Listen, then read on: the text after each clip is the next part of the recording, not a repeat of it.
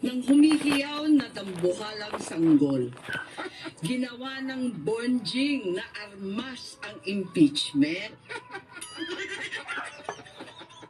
Hoy, tambalos-los, walang yaka. Pati yung pinsan mo, anong tawag sa'yo? Dambuhalong bonjing. Mantagin po ninyo yung mga kareaksyon.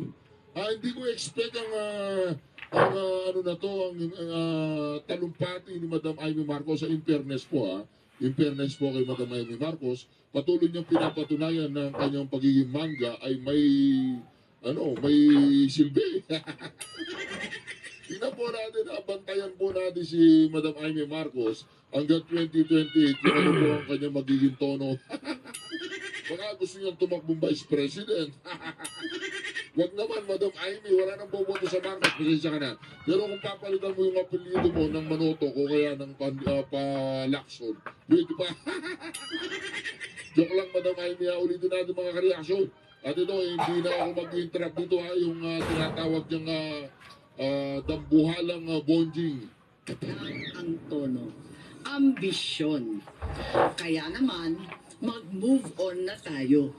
Magtrabaho at huwag konsentihin ang isang spoiled na bonjing. Ang isang spoiled na bonjing. Ang isang spoiled na bonjing. Ang isang spoiled na bonjing.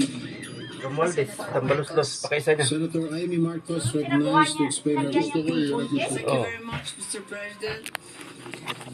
I vote a resounding yes. Yes! Sa hinaba-haba kong pagsisilbi sa Kongreso, sa 12 taon na nanilbihan kami, ang trabaho ng kongrestista sa pagkaalam ko ay maging kinatawan ng kanilang distrito o kanilang sektor. Bakit naman ngayon ay naging tagabantay na lamang sila ng humihiyaw na dambuhalang sanggol? Ginawa ng bonjing na armas ang impeachment. Dambuhalang sanggol na ginawa ng armas ang impeachment. Ang dating para sana sa kaayusan ng sistema, ginagawang pampagulo, panakot at sandata laban sa mga kinaiinggitan, kinaiinsecuran ng mga lulong sa kapangyarihan. Galangin naman natin ang Korte Suprema. Huwag tayong umasang Supreme Court. Supremes pa. Wala namang ganun Sa mga kapatid kong senador, paano tayo magiging dakilang mambabatas kung tayo mismo ay hindi susunod sa batas? Ang boses ng Korte Suprema ay boses ng konstitusyon.